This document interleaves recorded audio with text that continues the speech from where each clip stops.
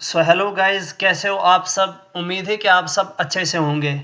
आज का जो हमारा नया टॉपिक है दैट इज़ एंटेरोक्लाइसिस, और इसका जो दूसरा नाम है that is small bowel enema. ठीक है, या तो इसको एंटेरोक्लाइसिस आप बोलोगे या स्मॉल बाउल एनीमा। ठीक है, हम डेफिनेशन देखते हैं कि ये जो प्रोसीजर हम करते हैं ये किसके लिए करते हैं। ये जो है हमारे पास क्या होता है, एक रेडियोलॉजिकल स्टडी होती है, प्रोसीजर होता है किसका, स्मॉल बाउल का।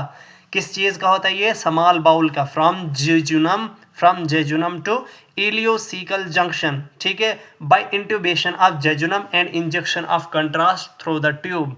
अब इसका मतलब क्या होता है, इसका मतलब ये होता है कि ये एक प्रोसीजर है जिसमें हमने क्या किया, स्मॉल बाउल को क्या करना है, विजुअलाइज हमने करना है। और कहाँ से कहाँ तक हम विजुअलाइज करेंगे, हम जेजुनम से इलियोसिकल जंक्शन तक हम करेंगे। ठीक है, और हमने क्या किया, इंट्यूबेट मींस कि यहाँ पे एक ट्यूब जो है इंसर्ट करते हैं हम, कहाँ तक, जेजुनम तक हम पहुँचाते हैं एक ट्यूब। ठीक है, वो हम देखेंगे आगे उसमें हम कैसे वो ट्यूब को इंसर्ट करेंगे। ठीक है, और उसके बाद हम क्या करते हैं, लास्ट पे इंजेक्ट करते हैं कंट्रास्ट मीडिया उस ट्यूब के जरिए। ठीक है, दिस इज कॉल्ड एंटेरोक्लाइसिस।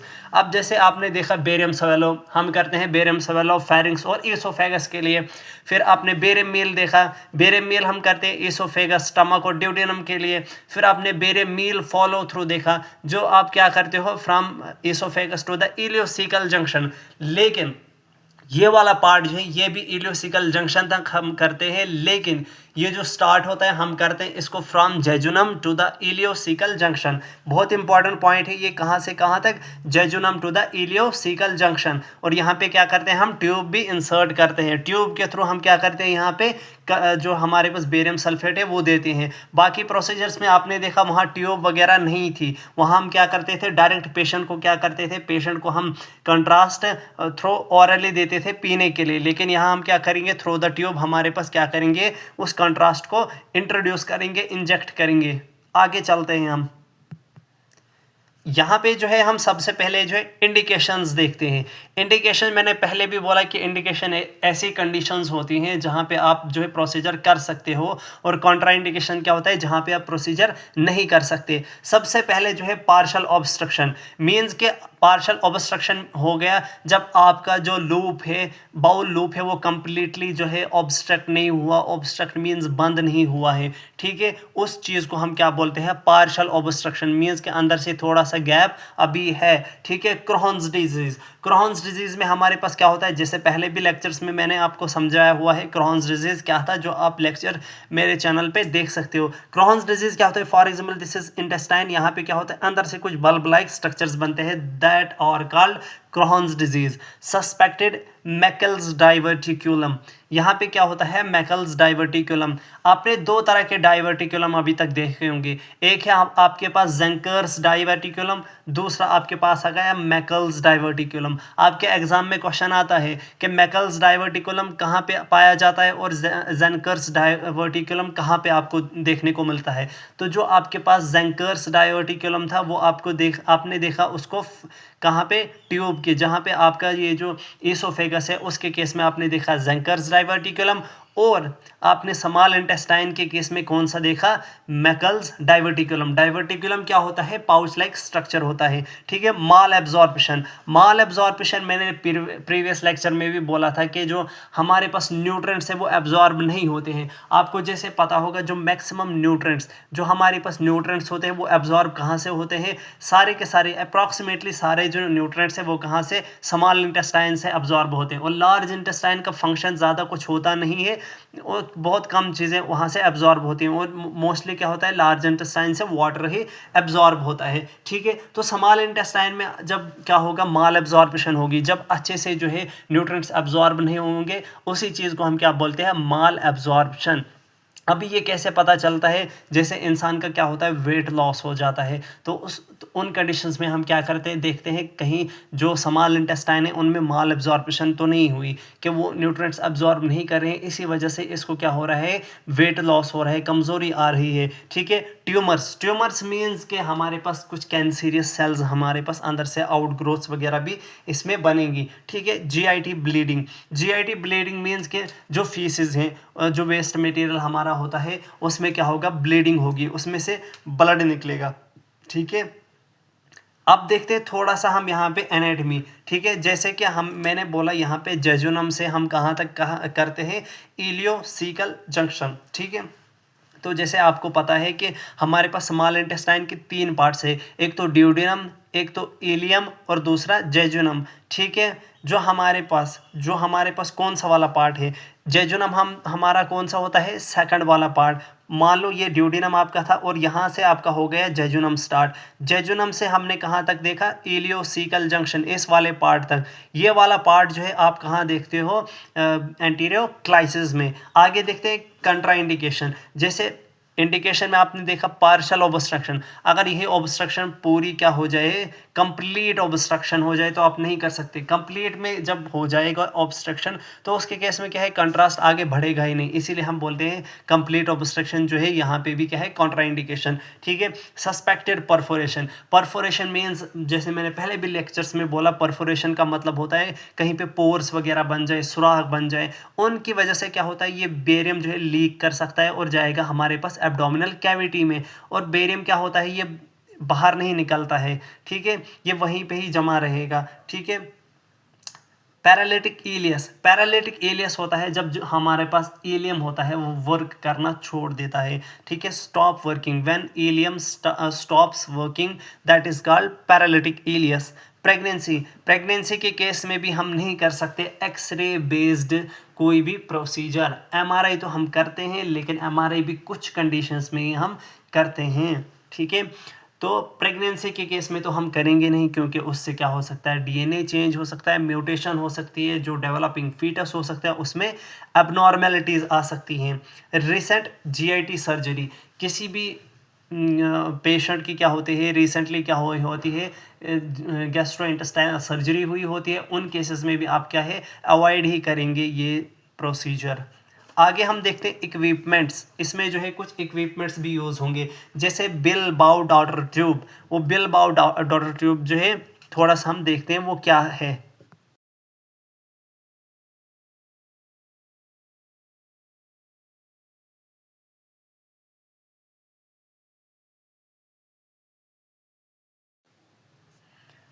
तो आपने देखी होगी बिलबाओ डॉटर ट्यूब है क्या, ठीक है। अब बिलबाओ डॉटर ट्यूब आपने एक लेनी है, आपने क्या क्या करना है, यहाँ पे 20 एफ मीन्स फ्रेंच, ये जो है यूनिट होता है इसका। 20 फ्रेंच पॉलीइथाइलिन ट्यूब आपने लेनी है, जो कितनी बड़ी होती है, 150 सेंटीमीटर लॉन्ग, ठीक है, 150 सेंटीमीटर लॉन्ग, ठीक है। अब इसमें क्या होते हैं, साइड से कुछ होल्स भी होते हैं इस ट्यूब में। क्यों होने चाहिए साइड्स में होल्स, ताकि उधर से जो है हमारा बेरियम जो है वो फैले, आराम से निकल जाए वहाँ से। Teflon coated guide wire, Teflon coated guide wire क्या होता है, अभी गाइड वायर होता क्या है, गाइड वायर पे हमने क्या करनी है, टेफ्लॉन की कोटिंग जो होती है उसी को बोलते हैं टेफ्लॉन कोटेड गाइड वायर। ये क्या करता है, रिड्यूस करता है फ्रिक्शन, ठीक है। कौन, टेफ्लॉन कोटेड गाइड वायर।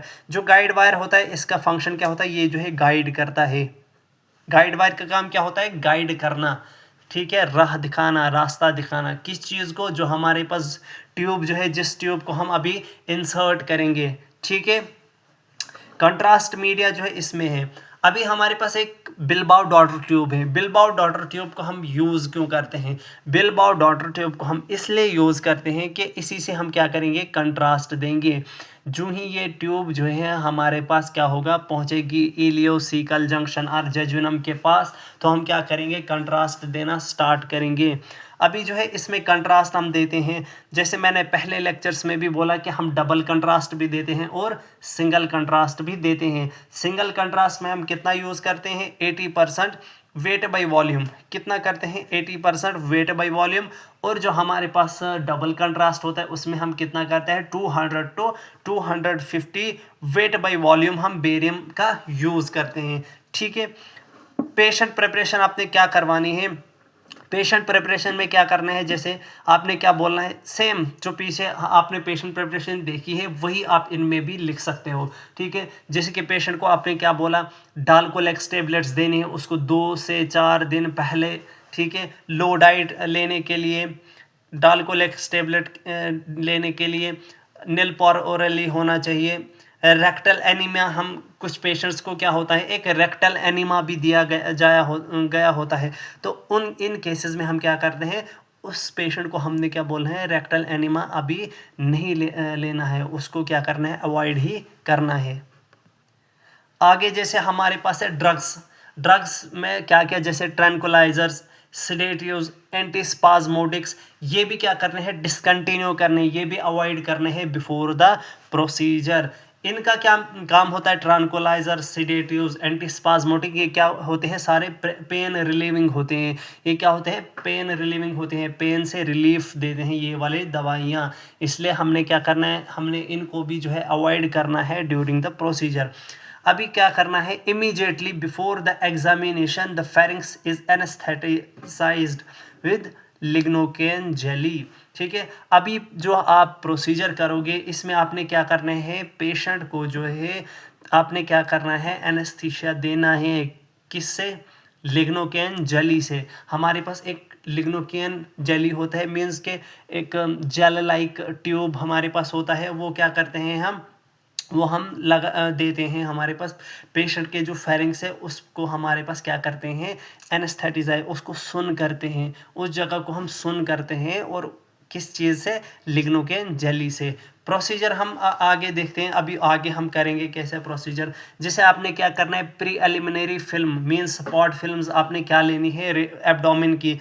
आप क्या इसमें देखोगे, पेशेंट जो है प्रॉपरली प्रिपेयर्ड है या नहीं है, कि कहीं पे गैसेस वगैरह तो नहीं है, जैसे गैस शेडोज होती है वो आप देखोगे इन सब चीज़ों में। और आप अपना एरिया भी देखोगे कि आपका एरिया कहीं पे कट तो नहीं हो रहा।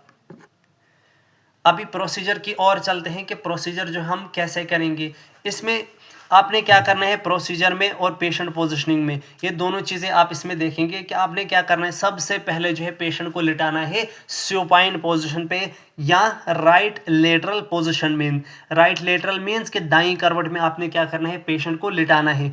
दो चीज़ें, यहाँ सुपाइन पोजीशन में आप लिटाओ या राइट लेटरल पोजीशन में। अभी आपने क्या करना है, एग्जामिनेशन थ्रू नेजल कैविटी। तो आपको एग्ज़ाम में पूछा जाता है कि ये जो बेरियम आप एनीमा करते हो ये किस से करते हो, आप ये आप माउथ से करते हो, नेज़ल कैविटी से करते हो, रेक्टली करते हो, किस से करते हो। तो आपको याद रखना है यहाँ पे हम कैसे करते हैं, नेज़ल कैविटी से। ठीक है, पेशेंट की जो नेक होती है वो होनी चाहिए हाइपर एक्सटेंडेड। हाइपर एक्सटेंडेड का मतलब होता है पेशेंट की जो गर्दन है वो पीछे के लिए होनी चाहिए। ठीक है, अब हमने क्या करना है, जो हमने बिलबाउ डॉटर ट्यूब ली थी उसको क्या करना है, उसको इंट्रोड्यूस करना है कहाँ पे, विदाउट, लेकिन विदाउट गाइड वायर। ठीक है, आपने क्या करना है, बिलबाउ डॉटर ट्यूब जो है उसको क्या करना है, नॉस्ट्रल, जो नाक का एक नॉस्ट्रल होता है उसमें से ओपनिंग होती है, उसमें से आपने क्या करना है, इंट्रोड्यूस करना है। और इसको क्या करना है, स्टोमक तक पहुंचाना है। अब क्या करना है आपने कि गाइड वायर को जो है यूज़ करना है। अब गाइड वायर को क्यों यूज़ करेंगे, गाइड वायर एक तो जो है स्टिफ करवाएगा ट्यूब को। स्टिफ मीन्स उसको जो है सपोर्ट देगा, नहीं तो ट्यूब कहीं पे बेंड भी हो सकती है। ठीक है, कब, जब ये इसोफेगस से उतरेगी नीचे। तो इसोफेगस एक टाइट ट्यूब होती है। ठीक है, वो क्या कर सकती है, ट्यूब को जो है टेढ़ा कर सकती है। तो उस चीज़ को अवॉइड करने के लिए हमने क्या किया, यहाँ पे गाइड वायर यूज़ किया। ठीक है, after 2/3 of tube is passed tip must be in stomach. अब इसमें कहा जाता है कि जब आप ट्यूब का जो ट्यूब के पूरे पार्ट का 2 हिस्सा है, आप जब उसको पास करोगे उसका, तब वो उसकी जो टिप है वो कहाँ होनी चाहिए, स्टमक में। फिर से मैं ये पॉइंट बोलता हूँ, फॉर एग्जांपल ट्यूब हमारे पास है। ठीक है, उसके अगर 30 सेंटीमीटर वो ट्यूब थी, 30 सेंटीमीटर में अगर 20 सेंटीमीटर आपने अभी तक क्या है अंदर मतलब जो है वो डाल दी है, तो आपकी इस टाइम जो है टिप जो उसकी होती है ट्यूब की वो स्टमक में होनी चाहिए। अब आप क्या करोगे, अंडर फ्लोरोस्कोपिक गाइडेंस ट्यूब को जो है नीचे नीचे उतारोगे एंट्रम और पाइलोरिक कैनाल में। एंट्रम और पाइलोरिक कैनाल मैंने आपको दिखाया हुआ था कि एंट्रम क्या होता है और पाइलोरिक कैनाल क्या होता है। ठीक है, पाइलोरिक वही होता है जो हमारे पास ड्यूडिनम के पास होता है। ठीक है, अब क्या करना है, आपने गाइड वायर जो है now with the guide wire 5 centimetre proximal to the tube tip, जो आपका ट्यूब टिप है उससे 5 सेंटीमीटर आगे हमारे पास क्या होनी चाहिए, गाइड वायर। आपने अब क्या करना है, स्लोली स्लोली क्या करना है, ट्यूब को अंदर की तरफ और उसको पुश करना है, ठीक है। अब जो ही once the tube tip enter the first part of duodenum, अब आपने जो ही क्या किया, ट्यूब जो ही पहुंच गई कहाँ पे, फर्स्ट पार्ट जो ड्यूडेनम का होता है वहाँ पे पहुंच गई। अब आपने क्या करना है, ट्यूब को थोड़ा थोड़ा आराम से क्या करना है, अंदर के लिए पुश करना है, कीपिंग द गाइड वायर। अभी गाइड वायर को भी आपने क्या करना है, 2 से 3 सेंटीमीटर जो है आपने क्या करना है, पाइलोरिक स्फिंक्टर के आगे रखना है। अब क्या करना है, जो ही यहाँ पे ड्यूडेनम के पास आपकी पहुँच गई गाइड वायर, आप क्या करोगे, यहाँ पे रिमूव करो। जो ट्यूब आपके पास ड्यूडेनम के फर्स्ट पार्ट में पहुँच गई, आप क्या करोगे, अब गाइड वायर को रिमूव करोगे, ठीक है। अब जो ही यहाँ पे पहुँच गए, अब क्या करोगे, आप यहाँ पे स्टार्ट करोगे कंट्रास्ट देना। और लास्ट पे जो हमारे पास ट्यूब टिप होती है वो कहाँ पे होनी चाहिए, ट्रेड्स लिगामेंट के पास, ठीक है। एक लिगामेंट होता है ट्रेड्स लिगामेंट, तो उसके ही नज़दीक नज़दीक हमारे पास होनी चाहिए। मींस के जो ट्रेड्स लिगामेंट है उसके अपोजिट में 4 से 5 सेंटीमीटर के अपोजिट में हमारे पास क्या होनी चाहिए, ट्यूब की टिप।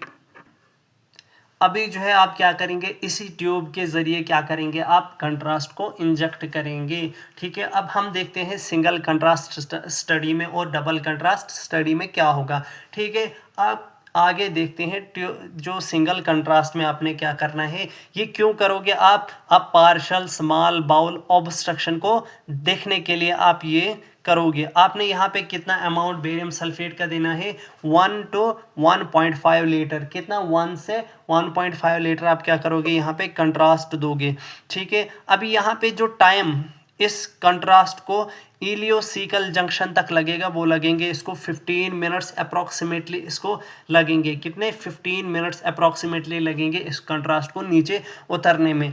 अब जो आप यहाँ पे क्या करोगे, क्या फिल्म कैसे लोगे आप सिंगल कंट्रास्ट में, एक तो आपने क्या करना है, जेजुनल लूप के लिए आपने एक फिल्म लेनी है, एक एंटायर लूप के लिए, मीन्स कि एक स्पॉट फिल्म आप किसके लिए लोगे, जेजुनल लूप के लिए, दूसरे आप किसके लिए लोगे, बाउल लूप के लिए, और क्या करोगे, इलियोसिकल जंक्शन के लिए। मीन्स टोटल आपने कितनी 3 फिल्में ली, एक जेजुनल लूप के लिए, एक एंटायर लूप के लिए मीन्स के पूरे स्मॉल इंटेस्टाइन के लिए, और तीसरा जो आपने लिया वो इलियोसिकल जंक्शन के लिए लिया। और इलियोसिकल जंक्शन आप जब लेते हो तो आप क्या करते हो, उस टाइम में कंप्रेशन अप्लाई करते हो या नहीं भी करते हो। कंप्रेशन कब अप्लाई करोगे, जब पेशेंट की कोई सर्जरी हुई ना हो, ठीक है।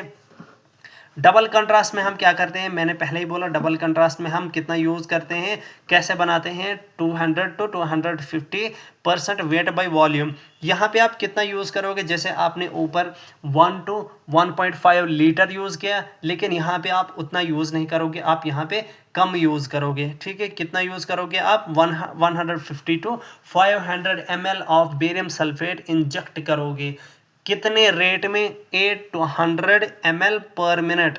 मीन्स कि आपको इसमें टोटल 5 मिनट लगेंगे। फॉर एग्जांपल आपने अगर 500 ml देना हुआ होगा तो आपको 1 मिनट में कितना देना है, 100 ml, तो 500 ml कितने में जाएगा, 5 मिनट्स में, ठीक है। आपने क्या करना है, 0% कार्बोक्सी मिथाइल सेलुलोज भी इंजेक्ट करना है, कितना, आपने 70 to 120 ml इसका भी यूज़ करना है, और इतना ही आपने क्या करना है, पर मिनट इंजेक्ट करना है, ठीक है। इलियोसिकल स्पॉट्स आपने कब लेने हैं, जब आपका जो है बेरियम रीच करेगा जंक्शन पे, ठीक है। और उसके बाद आप क्या करेंगे, again and then when double contrast is in, और जब आप क्या करोगे, डबल कंट्रास्ट आपका वहाँ पे पहुँचेगा। डबल कंट्रास्ट के लिए आप क्या देते हो, डबल कंट्रास्ट के लिए आप देते हो यहाँ पे इफरविसेंट एजेंट्स। वो कहाँ देते हो, जब आप क्या करते हो, बेरियम सल्फेट दे देते हो। इलियोसिकल जंक्शंस जो है कहाँ पे बेस्ट विजुअलाइज होते हैं, इलियोसिकल जंक्शन बेस्ट विजुअलाइज होते हैं डबल कंट्रास्ट में। बहुत इंपॉर्टेंट पॉइंट है ये भी, ठीक है। अब इसके बाद क्या करना है, पेशेंट जो है वॉशरूम के लिए जाएगा, मीन्स के वेस्ट रिमूव करने के लिए जाएगा और उसके बाद आप क्या करोगे, एक और फिल्म लोगे। ठीक है, तो आपको फिल्मिंग में क्या क्या याद रखना है, जैसे कि फिल्म सिंगल कंट्रास्ट में एक तो आई जेजुनल लूप के लिए, एंटायर लूप के लिए और इलियोसिकल जंक्शन के लिए। और डबल कंट्रास्ट में आपने क्या किया, डबल कंट्रास्ट में आपने जो है यहाँ पे कार्बोक्सी मिथाइल सेलुलोस एडिशनली दिया कितना 72 to 120 ml/min। और यहाँ पे क्या है, इलियोसिकल जो हमारे पास जंक्शन है वो कहाँ पे बेस्ट विजुअलाइज होता है, बेस्ट विजुअलाइज होता है वो डबल कंट्रास्ट स्टडी में।